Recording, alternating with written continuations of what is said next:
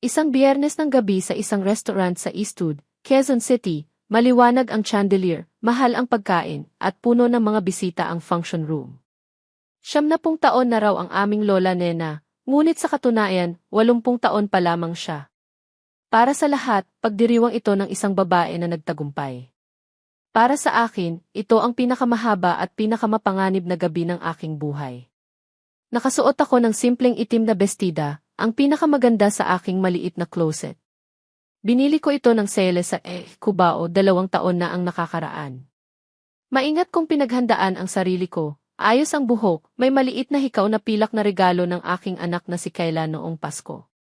Alam ko na mahirap ang gabing ito. Pero hindi ko inakala na magiging ganito kahirap. Maricel, anak, ang sabi ni Tita Diana habang inaabot niya ang aking braso, ngumiti siya, ngunit ang mga mata niya ay walang init. Puno na ang mesa namin. Para sa mga santos yun, ang mga tunay na miyembro ng pamilya. Baka mas komportable ka sa counter sa tabi ng bar. Nagsalita siya ng malakas, ng malinaw, ng walang kahihiyan, at narinig ng lahat ng 30 bisita sa loob ng kwarto. Ilang segundo akong nakatayo roon. Naramdaman ko ang aking tiyan na lumiit. Ang mga mata ng mga tiyahin at tiyo ko ay nakatuon sa akin. Ang ilan ay nakangisi, ang ilan ay nagkunwaring walang nangyari. Si Marco, ang anak ni Tita Diana, ay nagpatawa pa, naku, Sel, para kang superstar, sarili mong table pa. Tumawa ang ilang kabataan sa mesa. Umupo ako sa counter. Hindi ako umiyak. Pinagmasdan ko ang rebulto ng isang pamilyang hindi ko kailanman tunay na mapapansin. Umiti ako sa waiter na naglingkod sa akin, nag-order ako ng tubig lang, at hinintay ko ang gabi na matapos. Pagkalipas ng mahigit 2 oras, lumapit ang isang waiter at inilapag sa harap ko ang isang manipis na sobre. Binuksan ko ito. Ang account name ay Maricel Santos. Ang kabuuan, 75,000. Para sa lahat ng 30 bisita. Huminga ako ng malalim. Pinagmasdan ko ang bill, binilang ko ang mga item, lechon, crispy pata, kare-kare, leche flan, na reserve na function room, serbisyo. Lahat para sa pamilya na hindi man lang inaangkin ako. Inilabas ko ang aking debit card, ang pera na pinagtiyagaan ko bilang guro sa loob ng maraming buwan, at binayaran ko ang bawat sentimo. Ngunit bago pa man ako makatayo, isang tinig ang pumutol sa katahimikan ng kwarto. Galing ito sa dulo ng mahabang mesa. Galing ito kay Lola Nena. Sandali lang. Huwag pang umalis si Maricel. 5 taon ang edad ko nang mawala ang aking mga magulang. Namatay sila sa isang aksidente sa NLEX, isang gabi ng Nobyembre, malakas ang ulan, isang delivery truck ang tumawid sa kanilang lane. Ayon sa pulisya, agad silang namatay. Sinabi nila na hindi raw sila nagdusa. Hindi ko alam kung totoo iyon, o sinabi lang nila iyon para sa akin. Isang 5 taong gulang na batang hindi pa naiintindihan ang permanente ng kamatayan. Ang aking ama, si Rolando Santos, ay ang bunso sa kanilang 2 magkapatid. Si Tito Ernesto ang panganay. Sila ang mga anak ni Lola Nena. Pagkamatay ng aking mga magulang, natural na tinanggap ni Tito Ernesto ang responsibilidad ng pag-aalaga sa akin. Siya ang pinakamalapit na kamag-anak. Ngunit sa katunayan, hindi siya ang nagdesisyon. Si Tita Diana ang nagdesisyon para sa lahat sa bahay na iyon. Sa panlabas na anyo, pinayagan nila akong manirahan sa kanilang bahay sa San Juan. Malaki ang bahay. 3 kwarto sa itaas, isang maliit na silid sa gilid ng sala sa ibaba. Kanya-kanya ang mga kwarto ni Marco at Shayna, may aircon, may AC, may mga laruan at libro na puno ang bawat sulok. Ang kwarto ko. Ang maliit na silid sa tabi ng washing area. Mababa ang kisame, amoy pantuyo ang hangin, at kapag nag-ulan ng malakas, naririnig ko ang tunog ng tubig na bumabagsak sa yero. Hindi ko sinasabing masama sila bilang mga tao. Binibigyan nila ako ng pagkain, isinasama sa misa tuwing linggo, pinapaaral sa pampublikong paaralan sa may Cubao. Ngunit palagi akong nakakaramdam ng isang bagay na hindi ko agad mabibigyan ng pangalan noong bata pa ako. Ngayon alam ko na, hindi ako binibigyan ng espasyo para maging bahagi ng pamilya, binibigyan lang ako ng espasyo para manatili. May kaibahan ang dalawa. Tuwing Pasko, kukuha si Tita Diana ng family photo sa may parol sa harap ng pintuan. Lagi akong nasa labas ng frame. Saglit lang, Maricel, kukunan kita separately. Hindi naman siya kumukuha. Sa Christmas card na ipinapadala nila sa mga kaibigan, si Tito Ernesto, si Tita Diana, si Marco, at si Shayna ang nakalagay. Wala akong mukha sa kanilang holiday card sa loob ng 10 taon. Tuwing may araw na espesyal, aalis ang pamilya, Enchanted Kingdom, Baguio, Boracay. Walang bakante sa kotse cell. Sa susunod na pagkakataon, lagi akong naiiwanan sa bahay kasama si Yaya Karing, ang matandang tagapag-alaga, na mabait naman ngunit hindi kayang punan ang lungkot ng isang batang iniwan ng buong mundo. Ang tanging nagbibigay ng init sa aking kabataan ay si Lola Nena, ngunit natatakot pang ipakita ang pag-aalaga dahil baka mapaaway siya ni Tita Diana. Ang bahay ni Lola Nena ay nasa isang tahimik na kalye sa Marikina. Malaki ngunit hindi mapagmataas, may taniman sa harap, may bangketa na dati ay puno ng mga puso ng saging na itinatanim niya tuwing Nobyembre. Tuwing linggo ng hapon, kapag pumunta ang buong pamilya para sa merienda, si Lola Nena ay laging naghanap ng paraan para mapag-usapan ako ng bukod sa lahat. Dito ka sa kusina, iha. Tulungan mo si Lola ng nilaga. Iyon ang aming code. Habang nagluluto kami, nagkukwento siya tungkol sa aking ama, kung paano siya lumaking mapagmahal, mapagbigay, laging may tawa. Sinabi niya na ang aking amang si Rolando ay palaging bumibili ng pansit para sa kanilang kapitbahay tuwing linggo. Katulad mo ang mga mata niya, Maricel. Malalim, maliwanag. Ito ang mga sandaling naramdaman ko na may nagmamahal sa akin ng walang kapalit. Si Lola Nena ay dating nagmamay-ari ng 3 tindahan sa Divisoria, tela, bedsheet at curtain. Maliit ang negosyo ngunit matatag. Habang lumalaki ang aming pamilya, lumaki rin ang kanyang ipon. Nagtayo siya ng mga ari-arian, isang bahay sa Marikina, isang lot sa Laguna na pinagtatamnan ng prutas, at isang maliit na bodega sa Caloocan na inupahan niya ng matagal na. Hindi siya nagpapakita ng kayamanan. Kapag nagbibigay siya ng regalo sa mga apo, libro ang palagi niyang inaabot, at para sa akin, mga libro tungkol sa mga bayani ng bansa. Anak ng mga santos ka, ang lagi niyang sinasabi. Hindi ka kailanman magiging kulang. Ngunit sa labas ng mga araw na iyon sa kusina ni Lola Nena, ang katotohanan ng aking buhay ay ibang-iba. Nang mag-high school na ako, kailangan kong maghanap ng paraan para matustusan ang aking sarili. Si Tita Diana ay nagbibigay ng alawan sa akin, sapat lang para sa pamasahe at isang simpleng tanghalian. Para sa mga libro, papel, at project materials, kailangan kong kumita ng sarili. Nagsimula akong magtrabaho tuwing Sabado sa isang laundry shop sa may Aurora Boulevard. 500 piso ang aking kita, maliit ngunit sapat para sa aking mga pangangailangan. Nang magkolehiyo na ako sa pamantasan ng lungsod ng Maynila, mas malakas na ang aking trabaho, tutor ng mga bata sa Cubao tuwing gabi, nagsiset ng table sa isang catering company tuwing weekend. Hindi ko hiningi sa kanila ang tulong para sa matrikula. Mahalang halagang iyon, at alam ko na kung hiniling ko, magiging dahilan ito para ipaalala sa akin ng paulit-ulit kung gaano ako kagastos. Kaya nagsumikap ako. At nagtagumpay. Natapos ko ang kursong edukasyon, pumasa sa DIC, at naging guro. Iyon ang aking tagumpay. Pati si Lola Nena ay umiyak nang marinig niya ang balita. 28 taon na ako. Nagtuturo ako ng grade 3 sa isang pampublikong elementary school sa Pasig City. 530 estudyante sa aming paaralan, bawat isa ay may sariling kwento, sariling pag-asa. Mahal ko ang aking trabaho. Sa loob ng classroom, maling-mali ang lahat ng nararamdaman ko sa labas, doon lang, sa harap ng mga batang naghihintay sa aking mga salita, naramdaman ko na maihalaga ang aking pagkatao.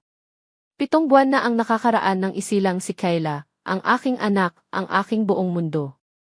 Ang ama niya ay umalis bago pa man lalabas si Kayla sa mundong ito. Desisyon niya iyon at matagal ko nang tinanggap. Ang nasaktan ay ang mag-isa sa ospital nang ipanganak si Kayla. Walang kamay na hawak ko, walang mukha sa tabi ng higaan maliban sa aking kaibigan na si Rowena at isang nurse na may mabait na ngiti.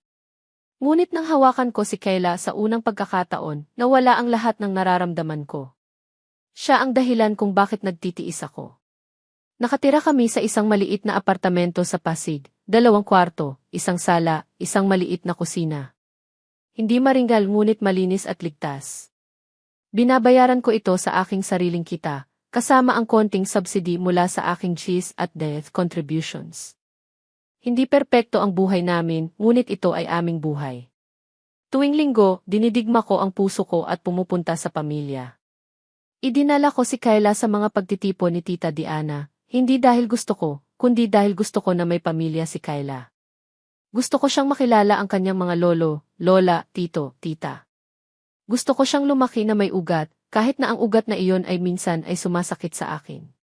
Si Kayla ay mahilig gumuhit ng mga bahay. Sa bawat piraso ng papel na maabot niya, gumuguhit siya ng mga rektangulo na may pinto at bintana, mga puno sa paligid, mga bata na naglalaro sa labas. Nanay, ito ang ating bahay, ang sabi niya isang gabi habang inabot niya sa akin ang kanyang guhit. Malaki at maraming tao. Napilitan akong umiti at yakapin siya. Ang isang 6 na taong gulang na bata ay nangangarap ng bahay na puno ng tao. Ang nanay niya ay nangangarap na huwag nang lumapit pa sa mga taong nais silang paalisin.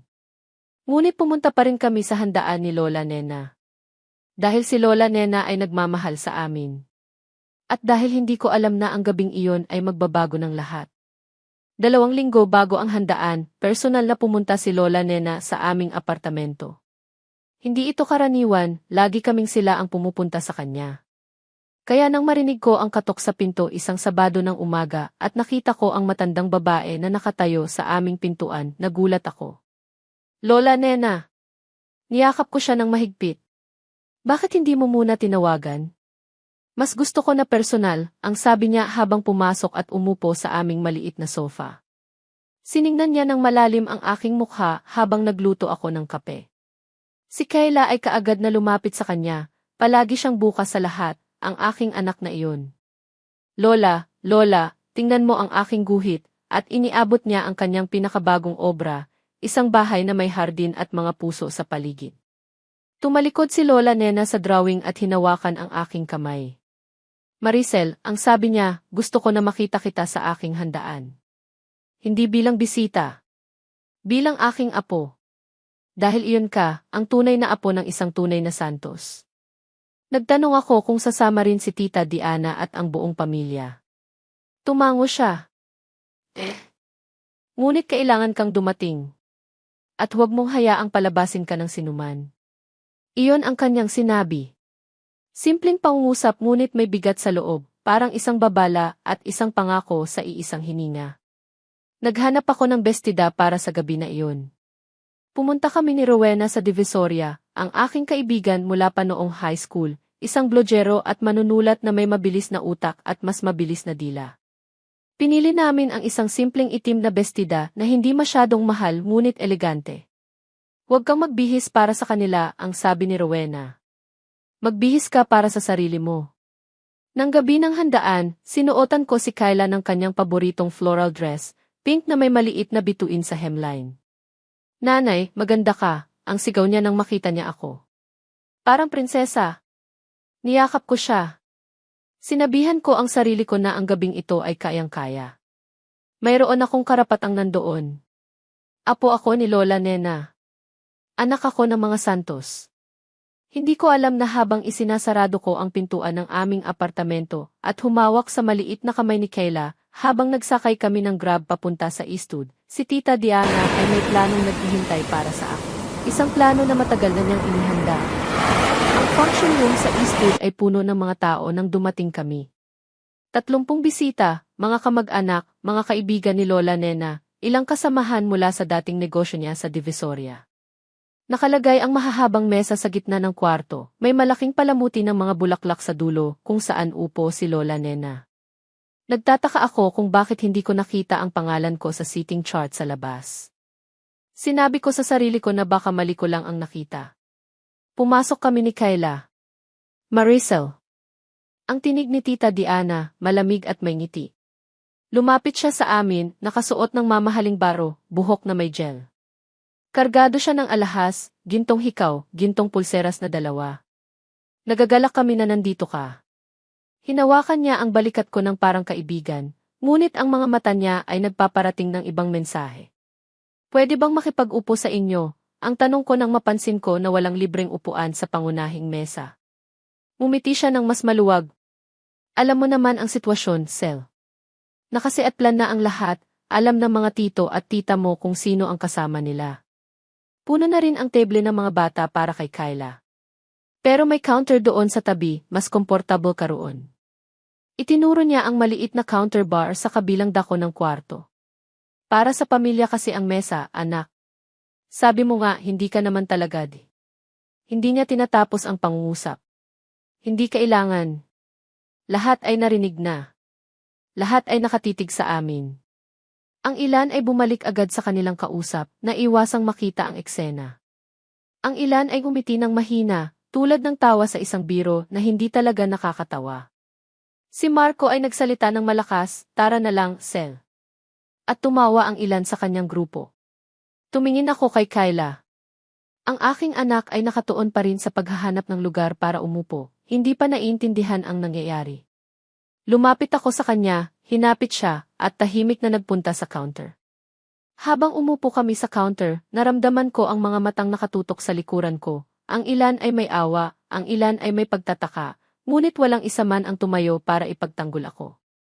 Tumingin ako sa direksyon ni Lola Nena, nakaupong tahimik siya sa dulo ng mesa, nakatungo, nakita ko ang kanyang mga labi ay gumagalaw ng bahagya, parang nananalangin o naghihintay. Mahigit 2 oras akong nakaupo sa counter kasama si Kyla. Kinain namin ang aming pagkain mula sa kung anong iniabot ng waiter, simpleng plato, hindi kasama sa opisyal na menu ng handaan. Si Kyla ay masaya naman, gumuhit siya sa dulo ng kanyang papel na placemat gamit ang kanyang crayons na dala namin palagi para sa ganitong sitwasyon. Habang nagkukwento siya ng mga laro ang gusto niya, tinangka ko na maging presente. Ngunit ang isang bahagi ng aking isipan ay nanatili sa dulo ng mahabang mesa, sa mga tawanan at alaala na hindi ko mapapansin. Sa gitna ng handaan, lumapit si Shayna, ang babae na pinsala ko, ang nag-aaral pa lamang noon sa kolehiyo. Sel, pa-excuse. Pumara siya sa tabi ko habang kumuha ng inumin sa counter, at hindi ko alam kung sadya o hindi, ngunit dumausdos ang kanyang mainit na baso ng kape papunta sa aking bestida. Tumulo ang kape sa aking kaliwang hita at sa palda ng aking itim na bestida, malaking batik, mainit, hindi na matatanggal sa tela. Ay sorry naman, ang sabi niya. Ngunit ang ekspresyon niya ay hindi nagmumukhang nagmamadaling magsisi, mas mukhang natutuwa siya. Baka may extra ka na damit? Pinigilan ko ang sarili ko. Kumuha ako ng tissue, tinuyo ang bestida ng hanggang sa kaya ko. Si Kyla ay napalingon. Nanay, basa ang damit mo. Kumuyom ang puso ko. Sinabihan ko siya na okay lang at ibinalik siya sa kanyang guhit.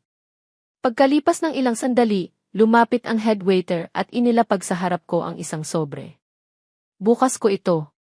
Sa loob, isang opisyal na resibo na nagsasabing ang lahat ng gastos ng gabi na ito ay ipinagresebang bayaran ng isang supplementary account sa pangalan ni Maricel Santos. Kabuuan, 75,000. 75,000 piso. Para sa 30 bisita. Para sa function room, para sa lechon, para sa mga inumin, para sa cake ni Lola Nena, lahat ng gastos ng isang handaan kung saan pinalayas ako sa pangunahing mesa. Tumingin ako sa aking cellphone, ang balance ng aking savings, 120,000. Pinagtiyagaan ko iyon sa loob ng mahigit 1 taon. Para sa emergency ng aming apartamento, para sa mga pangangailangan ni Kyla. Ang 75,000 na ito ay halos ang lahat. Umiti ako sa waiter. Ibinigay ko ang aking debit card. Binayaran ko ang buong halaga. Tumayo ako para umalis. Pulutin si Kyla at ang kanyang mga crayon. Sandali lang, ang tinig ni Lola Nena, malinaw, mapangyarihan, hindi ito ang boses ng isang matanda. Ito ay ang boses ng isang babae na naghintay ng sapat ng matagal. Tumayo si Lola Nena mula sa kanyang upuan, isang matandang babae na 80 taon, ngunit nakatayo ng tuwid at determinado. Sa kanyang tabi ay isang lalaking hindi ko nakita noong dumating kami, matanda, nakasuot ng porman barong Tagalog, hawak ang isang folder na puno ng mga papel. Nais kong ipakita sa inyong lahat, ang sabi ni Lola Nena, ang katotohanan ng isang bagay na natagalan ng itago sa loob ng mahigit 20 taon. Tumigas ang buong kwarto. Tumigil ang usapan. Ang musika ay naputol. Ito si Atty. Cecilio Macaraig, ang patuloy niya habang itinuro ang lalaki sa kanyang tabi. Siya ang aking abogado sa loob ng 15 taon. At ngayon, nais niyang magbahagi ng ilang dokumento tungkol sa mga ari-arian at pondo ng aking anak na si Rolando Santos, ang amang si Maricel, na namatay nang siya ay 28. Lumabas si Atty. Makareig ng mga papel. Notarized na bank records. Mga kopya ng original na testamento at life insurance policy ng aking mga magulang. Mga transaction record na nagpapakita ng sistema ng pagpapadala ng pera mula sa isang trust account papunta sa personal na account ni Tita Diana. Ang mga magulang ni Maricel, ang sabi ni Atty. Makaraig ng mahinahon ngunit malinaw, ay nagtalaga ng 5 milyong piso para sa kanilang anak bago sila namatay. Pinagsamang life insurance at ipon. Ipinagkatiwala ang pondo sa pangangasiwa ng Ernesto at Diana Santos. Ang breakdown ng ninakaw. 2 milyon, kolehiyo ni Marco sa isang pribadong universidad sa Maynila 1,500,000, Toyota Fortuner ni Tita Diana at Honda Civic ni Shayna 1 milyon, renovasyon ng bahay sa San Juan at vacation condo sa Tagaytay ang natira, ginamit sa mga personal na gastos. Diana, ang sabi ni Lola Nena habang nakatuon sa kanyang manugang, sinakay ka ng aking anak na si Ernesto sa katotohanang ito. At ikaw, kasama siya, ay nagnakaw mula sa bata. Mula sa sariling apo ko. Tumayo si Tita Diana. Humawak siya sa talampas ng mesa, ang kanyang mga kamay ay nanginginig. Ina, ang sabi niya, hindi mo naiintindihan ang lahat. Naunawaan ko ng eksakto ang sagot ni Lola Nena. At lahat ng nandito ay nakarinig din ngayon. Walang salita ang lumabas sa aking bibig sa loob ng 1 oras pagkatapos ng nangyari. Inupo ko si Kyla sa aking kandungan at tahimik na nakaupo sa gilid ng kwarto habang nagsimulang bumagsak ang lahat sa paligid namin. Ilang kamag-anak ang lumapit kay Lola Nena, may ilan ang umalis nang wala mang sabi-sabi. Si Tita Diana ay hindi umalis, nanatili siyang nakaupo, ang kanyang mukha ay pula na pula, pinagmamasdan ang mga dokumento ng abogado nang parang may kakayahang baguhin ang katotohanan sa pamamagitan ng pagtitig. Si Tito Ernesto ay hindi nagsalita. Buong gabi ay tahimik siya, kumakain, umiinom, nakatingin sa kanyang plato nang parang hindi niya marinig ang lahat. Sa loob ng grab pa uwi, tahimik na natulog si Kyla sa aking kandungan, pagod sa gabi, walang alam sa lahat ng nangyari. Tumingin ako sa mga ilaw ng syudad na dumadaan sa bintana. Manila sa gabi, magulong, maingay, maganda sa sariling paraan nito. Nang makabalik kami sa aming apartamento, matapos ko maihiga si Kyla, binuksan ko ang aking Facebook. Sa loob ng 2 oras mula nang umalis kami sa Eastwood, si Tita Diana ay nakapag-post ng 3 mahahabang post.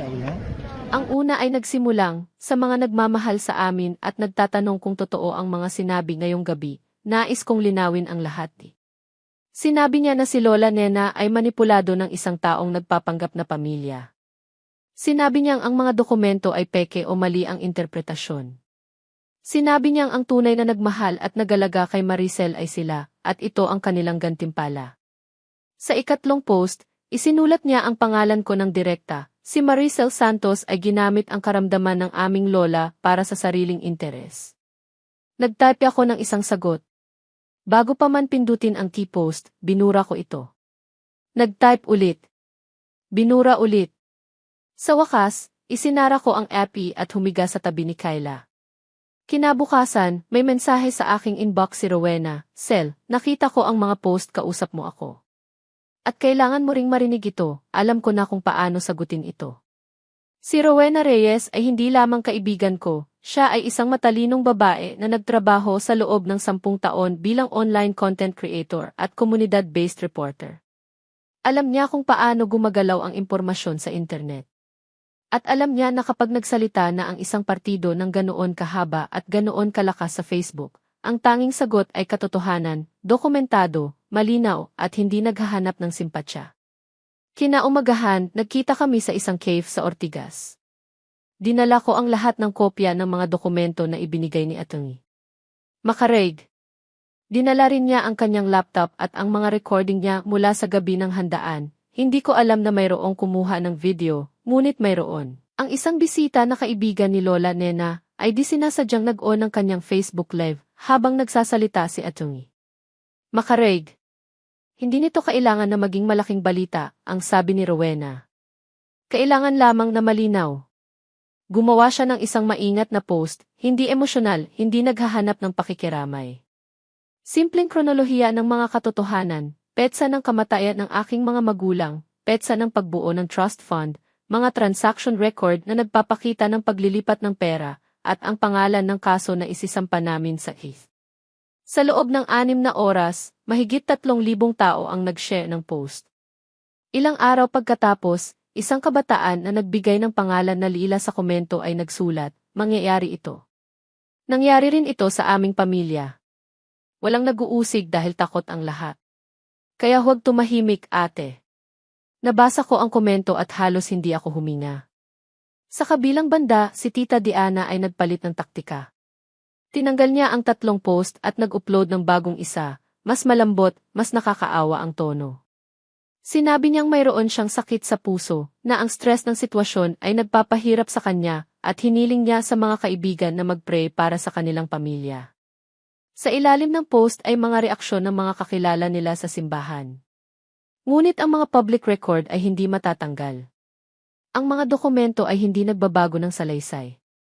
At ang mga taong naabutan ng post ni Rowena ay maisapat ng katanungan para huwag basta tanggapin ang bersyon ni Tita Diana. Inihanda namin ang legal na hakbang. Hindi na ito tungkol sa social media. Ito ay tungkol sa hustisya. 1 buwan pagkatapos ng handaan, isinampa ni Atty.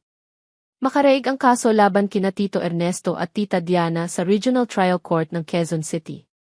Ang reklamo, paglabag sa fiduciary duty, ang obligasyon ng isang tagapag-alaga na pangangalagaan ng buong-buo ang ari-arian ng isang menor de edad. Ayon sa batas ng Pilipinas, kapag itinalaga ang isang tao bilang tagapag-alaga ng ari-arian ng bata, may legal na responsibilidad sila na pangalagaan at gamitin ang pondo para sa kapakanan ng batang iyon, hindi para sa sarili. Habang inihahanda ang kaso, si Lola Nena ay kusang nagpunta sa isang ospital sa Maynila para sa isang kumpletong cognitive assessment. Gusto ko na walang sinuman ang makakasabi na hindi ako nasa tamang isipan, ang sabi niya sa akin. Gusto ko na walang makakontra sa aking mga desisyon.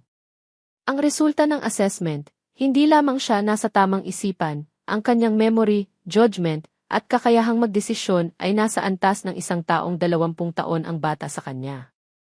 Ang psychiatrist ay nagsulat sa kanyang report, si Natividad Santos ay lubos na may kakayahan na gumawa ng malalim at permanenteng legal na desisyon. Sa tulong ng assessment na ito, binago ni Lola Nena ang kanyang testamento. Inalis ang lahat na nakalagay doon tungkol kay Tito Ernesto, Tita Diana, Marco, at Shayna, at ginawa akong nag-iisang beneficiary ng kanyang estate, kasama ang kanyang ari-arian sa Marikina, ang lupa sa Laguna, at ang bodega sa Caloocan. Nang malaman ito ni Marco, nagalit siya. Kumuha siya ng sariling abogado, isang kilala sa Makati na mataas ang bayad, at isinampa ang isang petisyon sa korte upang hamunin ang pagbabago ng testamento ni Lola Nena. Ang claim, si Lola Nena ay manipulado ko at kaya hindi valid ang kanyang pagbabago ng will. Nag-upload si Marco ng sariling Facebook post, mas maingat na ang kanyang wika, walang direktang pag-atake, ngunit ang mensahe ay malinaw, sila raw ang tunay na nagmamalasakit kay Lola Nena, at ako ay isang dayuhan sa pamilya na ginamit ang matandang babae para sa personal na kalamangan. Ngunit si Rowena ay agad na nag-post ng link sa certified copy ng cognitive assessment, pampublikong dokumento, hindi maitago. Napalibutan ng katotohanan ang bawat kwento ng kasinungalingan. Hindi ako sumagot sa mga post, ipinagkatiwala ko ang boses ko sa mga dokumento. Ang hearing ay nagsimula sa isang Martes ng umaga sa RIS ng Quezon City. Ang sala ay puno, mga abogado, mga clerk, at sa likurang bahagi, ilang kamag-anak at kaibigan ng aming pamilya na gustong makita kung ano ang mangyayari. Umupo ako sa tabi ni Atty. Makaraig, hawak ang aking mga kamay ng mahigpit sa aking kandungan. Si Lola Nena ay nakaupong katabi ko, tuwid ang likod, hindi nagpapakita ng pagod. Ang abogado ni Marco, isang attorney. Bernardo na may mahal na barong at aroganting paraan ng pagsasalita, ay nagsimula sa kanyang argumento. Si Lola Nena ay lubhang naapektuhan ng emosyonal na manipulasyon ng isang taong hindi tunog Pilipino ang pagmamahal sa pamilya. Ngunit bawat punto niya ay isinagot ng katibayan. Ipinakita ni Atty.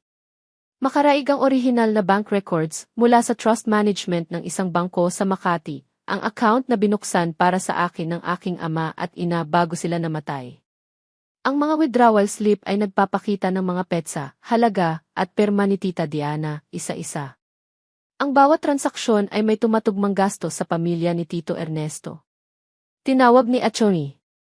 Makaraig ang dalawang saksi, ang dating bank officer na nag-process ng ilang transaksyon, at ang dating assistant ng abogado ng aking mga magulang na nagsabing ilang beses siyang nagpadala ng liham sa bahay ng mga Santos upang abisuhan si Maricel ng kanyang mga karapatan ng maglabing-walo na ako. Lahat ng liham ay hindi nakarating sa akin. Napatunayan sa address records na ang mga liham ay natanggap ng isang tao sa bahay ni Tita Diana. Nang maitanong sa akin ng abogado ni Marco kung bakit hindi ko agad isinulong ang aking karapatan, sumagot ako ng tahimik. Dahil hindi ko alam. Walang nagsabi sa akin. At nang lumaki na ako, natutunan ko na ang kahilingan ng anumang bagay para sa sarili ko ay pagtitiwala na ng hindi karapat-dapat sa aking posisyon. Napatahimik ang buong sala. Inilahad ng abogado ni Marco na ang testamento ni Lola Nena ay hindi valid. Ngunit iniharap ni Atty. Makaraig ang Certified Psychiatric Evaluation, ang video ng handaan, at ang notarial certificate ng pagbabago ng testamento, lahat na may wastong legal na dokumentasyon. Ang kaso ay hindi na maaring pagtatalunan ng maayos. Nakita ito sa mukha ni Atty. Bernardo bago pa man magsalita ang hukom. Ang desisyon ng Hukom Remedios Gutierrez ay inilabas pagkatapos ng 3 linggong deliberasyon. Araw na iyon ng Miyerkules, maulap ang langit ng Quezon City, at malamig ang hangin sa loob ng korte. Nakaupuan kami ni Atty. Makaraig at Lola Nena sa harap. Sa kabilang bahagi, si Tito Ernesto, si Tita Diana, si Marco, bawat isa ay nakasabay ng kani-kanilang abogado. Binasa ng hukom ang desisyon ng malinaw at mabagal. Una, ibinasura ang petisyon ni Marco na hamunin ang testamento ni Natividad Santos. Ang cognitive assessment ay napatunayan na valid at walang kapintasan sa proseso. Ang bawat kondisyon para masabing may undue influence ay hindi napatunayan ng naghahabla. Ikalawa, kinilala ng korte ang sapat na ebidensya na sina Ernesto at Diana Santos ay lumabag sa kanilang obligasyon bilang tagapag-alaga ng pondo ng menor de edad na si Maricel Santos. Ang paggamit ng trust fund para sa personal na kalamangan ng mga tagapag-alaga ay malinaw na paglabag sa civil code at sa mga probisyon ng batas tungkol sa guardianship. Ang utos ng korte, si Ernesto at Diana Santos ay dapat magbayad ng kabuuang 8,500,000, ang orihinal na 5 milyon, kasama ang interes, at ang karagdagang halaga para sa legal na gastos at moral damages. Ang hukuman, ang sabi ng hukom nang hindi na nagbabasa ng papel, ay hindi maaaring baliwalain ang katotohanang ang isang batang naulila ay pinagsamantalahan ng mga taong pinagkatiwalaan ng kanyang sariling mga magulang. Ito ay hindi lamang isang paglabag sa batas, ito ay isang paglabag sa pinakamataas na antas ng tiwala.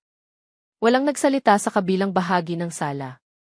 Si Tita Diana ay tumingin sa akin, sa unang pagkakataon sa loob ng mahabang prosesong ito, tumingin siya ng direkta sa aking mga mata. Mayroon akong inaasahan doon, galit o kahihiyan. Ngunit nakita ko roon ang isang bagay na mas mahirap panoorin, kinikilala na. Hindi pagsisisi ang pagiging kilala. Lumabas kami ng korte. Niyakap ni Lola Nena ako ng mahigpit sa labas ng gusali, sa ilalim ng umaga na umuulan na ng bahagya. Hindi ako umiyak sa loob ng korte. Sa labas, sa bisig ni Lola Nena, doon lang tuluyan akong umiyak.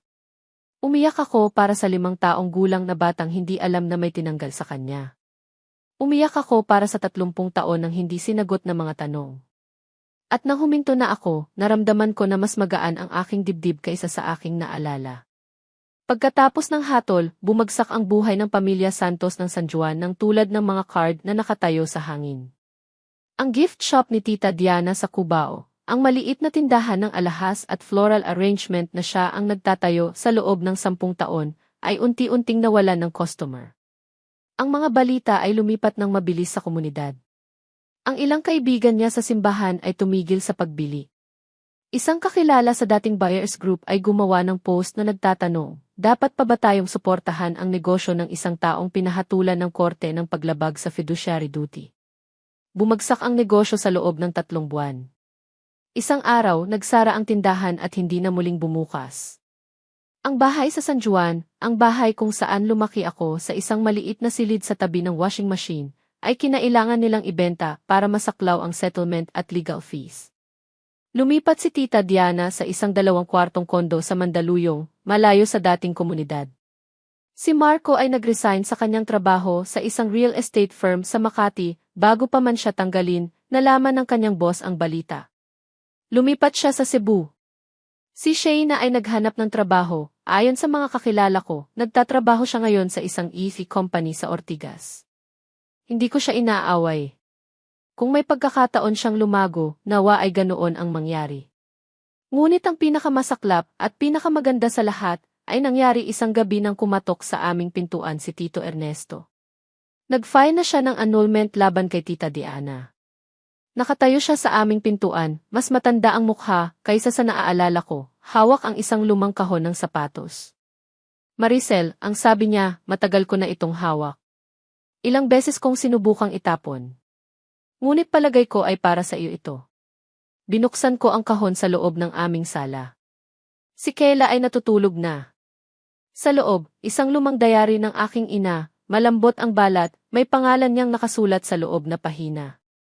Ilang litrato, ang aking ama at ina sa kanilang kasal, bata ang mukha at masaya. Ang aking birth certificate.